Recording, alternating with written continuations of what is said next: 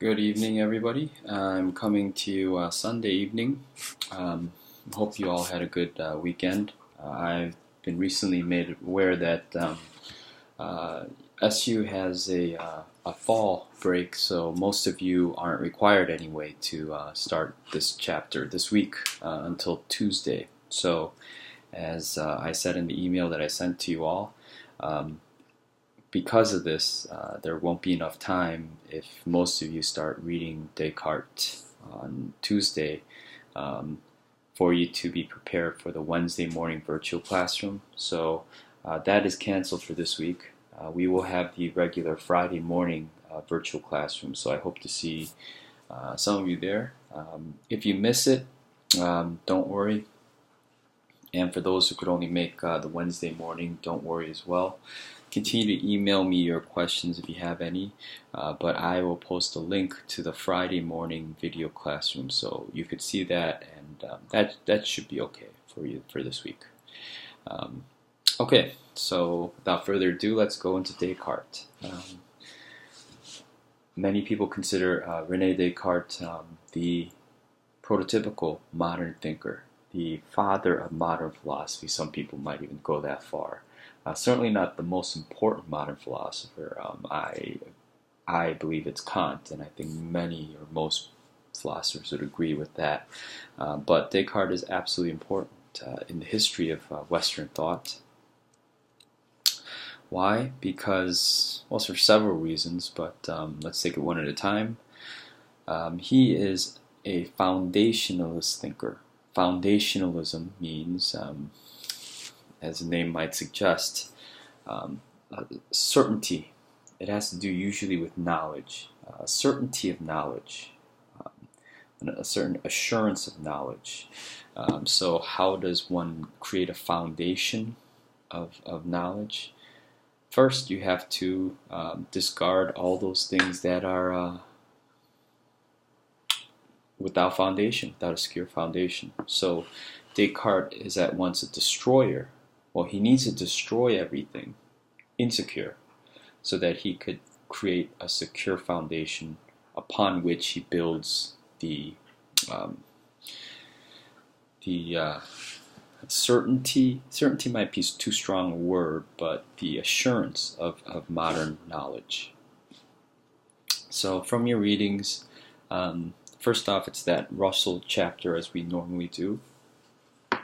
It's about 10 pages, and of course Russell gives you his interesting take on the philosophers, and here it's no exception. He has an interesting take on Descartes as well. He calls him kind of lazy. He calls him a coward in a sense, but take that for what it's worth. I'm sure Russell's saying that rather affectionately, like his critiques of the scholars, the philosophers generally is.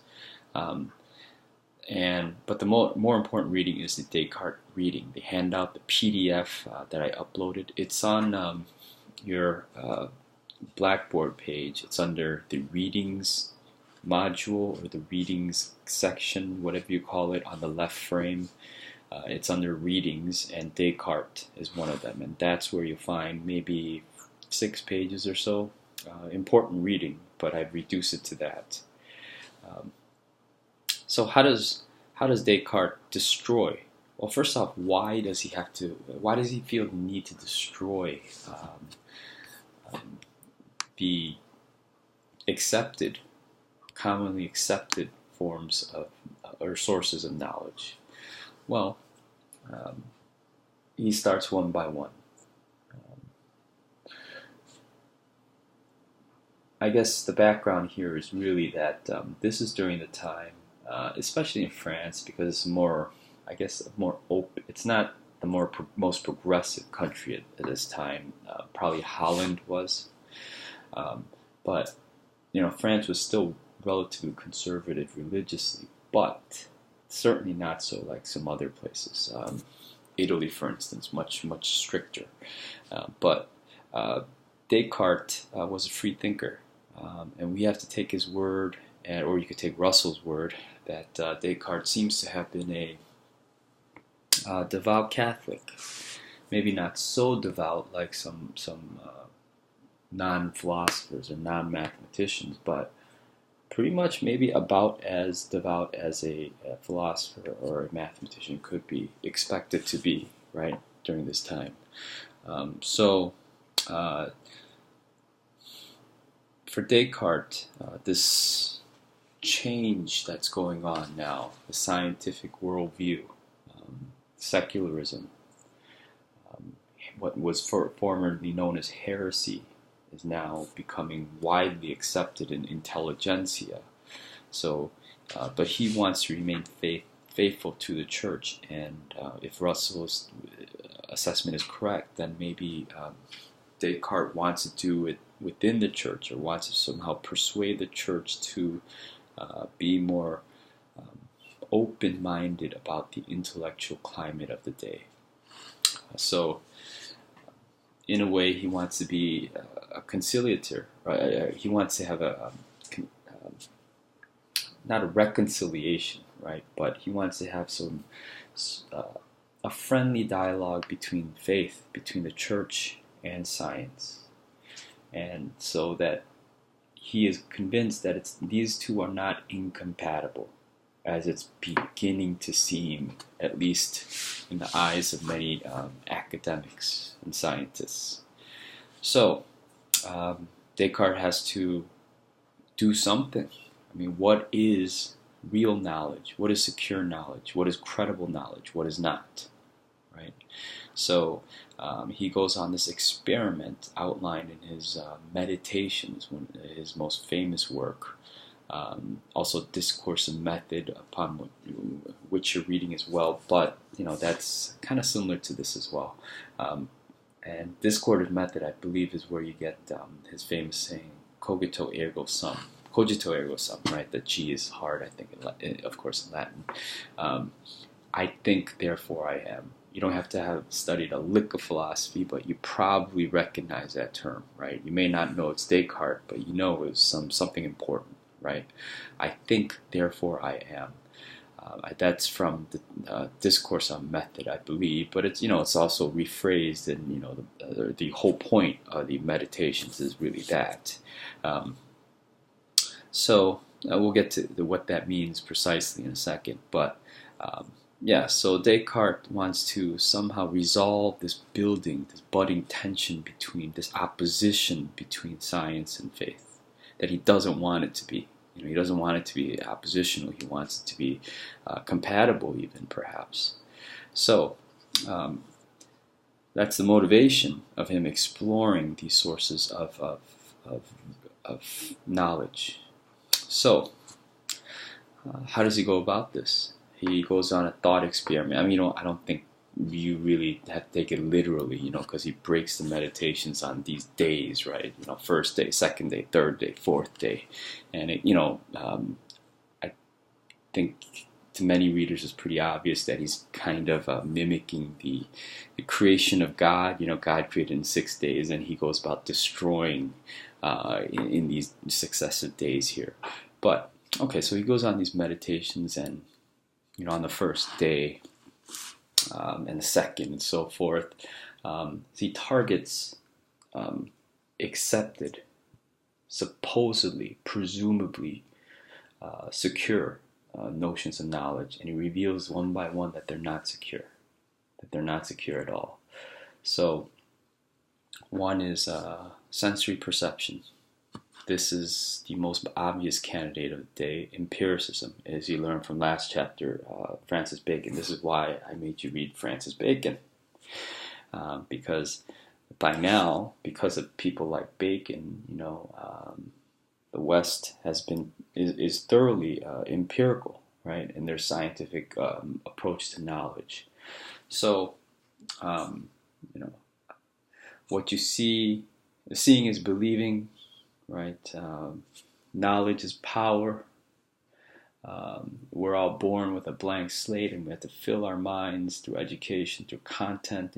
Putting stuff into our head. The senses. Hume says he will get to Hume throughout the course, of course. But people like Hume, another empiricist in the British tradition, says that we're born blank tabula rasa in our head, so we have to fill our heads with knowledge. And knowledge comes in two steps. The first is the immediate sensory perceptions, and then it's the after effect, our internal reflection on those sensory perceptions, what he calls impressions. So impressions, the ideas, right? Ideas comes from our immediate perceptions. You can't have ideas without prior sensory perception. Notice how different, exactly opposite, this is to Platonic idealism. Ideas came first. Ideas always are and always were. Our material experiences of those are accidental. They may happen, they may not. It doesn't even matter. But the ideas are secure and infinite. Not for the empiricists. For the empiricists, ideas can only come after we reflect our impressions of the more immediate sensory perceptions. So this is a prevailing mode of knowledge. Knowledge acquisition in the day at this time, for Descartes. But he thinks on this and he says the senses can fool you sometimes. We're familiar with I don't know, if you're sleepy, right? If you're sleepy, you could see things maybe late at night. You could hallucinate. If you're inebriated, right, with the beer goggle effect. If some of you don't know what this is, good for you. But look it up, beer goggles. What are beer goggles? Look it up if you really don't know. But the senses can fool you, right? Or that juvenile scientific experiment, if you could even call this, stick your arm in a tub of water and then, oh my God, my arm's broken. No, it's just slanted, due to how light reflects off, and so off the water. So, we know this. Senses can fool you. So the senses are not absolutely sure. They don't lead to surety. They don't lead to absolute certain knowledge, which is a problem. So then he discards that. He doubts that. Doubts the presumption that sensory knowledge leads to a secure knowledge. Sensory perception leads to secure knowledge. Then he goes one by one. You could read this if you're interested and read the entire Meditations if you'd like. It's actually a pretty entertaining read. It's not that long. I just gave you a little excerpt of that. And then he, moves on to, and then he says, what if life itself is just a dream? Kind of like The Matrix. Again, The Matrix is a nice movie and all, but it's just kind of elementary philosophy in the sense. What if our life, everything of our existence, our material existence, our consciousness, what if this is just a dream? How would we know this? We really can't. In a dream, do you know it's a dream? I guess one could have those meta dreams, but even that is within a dreamlike state, right? So maybe one day we'll just wake up and this whole thing has been just one massive dream. We don't know. It's possible. So he entertains this possibility as well. So that our conscious experience in this material world is not as secure as people would like to believe. And it's a huge knock on materialism. And then he goes to the big target here, right? What if God is not a benevolent God? And why is benevolence important? Because the assumption is if God created the world, like most of the religious people at the time believed, but if God created the world, and God in the Catholic Christian concept is that God must be perfectly good, because God is perfect in all ways, and God can't be anything less than perfect. So God must be benevolent, perfectly good. So God created the world, and therefore this world must be actually good, because God cannot mislead us. This world must be good and it must be true, is what I mean. This world cannot be false. God can't just kind of screw with us here, right? Because then God would be an evil trickster. But how do we know that God's not playing tricks on us? Maybe God's mischievous. Or maybe, as he says even further, maybe God is a demon playing tricks on us here, right? Whether like it's kind of Loki, is Loki evil, or is Loki kind of mischievous? Both, perhaps, right? But we don't know this, is what he's saying. And really, it's I don't know if he intends this, but it's an assault on this notion of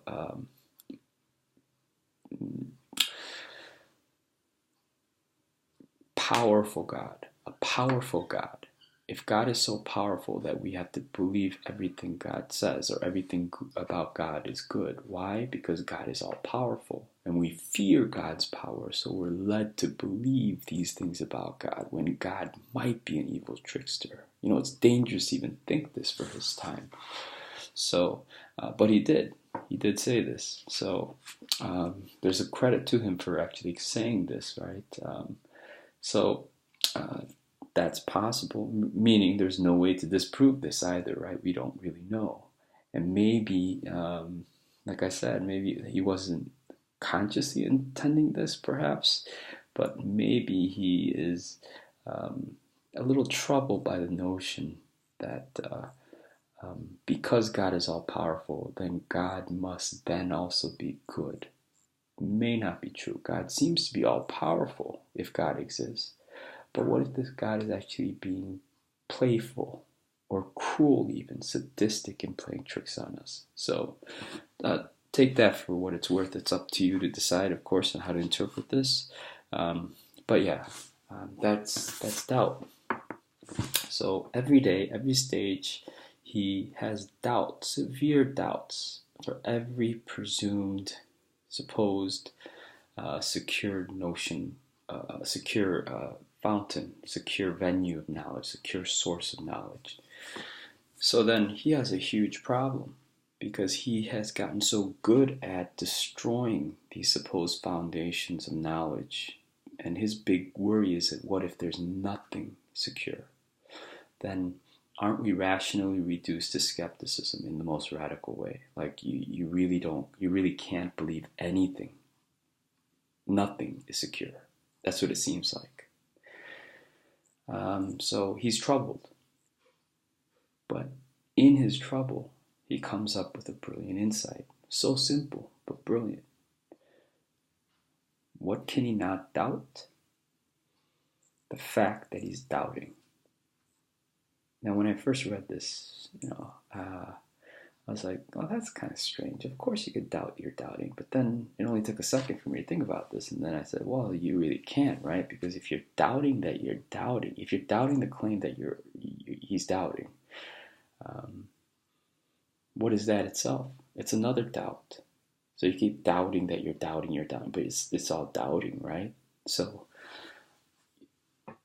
it seems quite secure. In fact, this is the only secure thing that Descartes stumbles upon.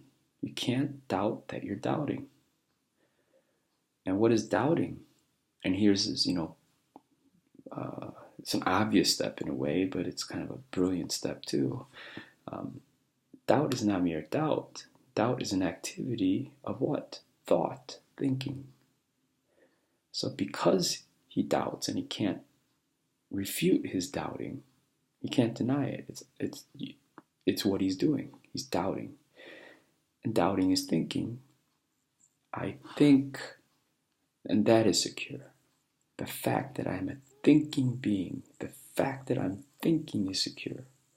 So I think, therefore I am. There, ladies and gentlemen, is that famous saying. I think, therefore I am. So that's what it means. He has to get to that point where he destroys every other supposedly secure notion of knowledge, or a source of knowledge. And then he's desperate.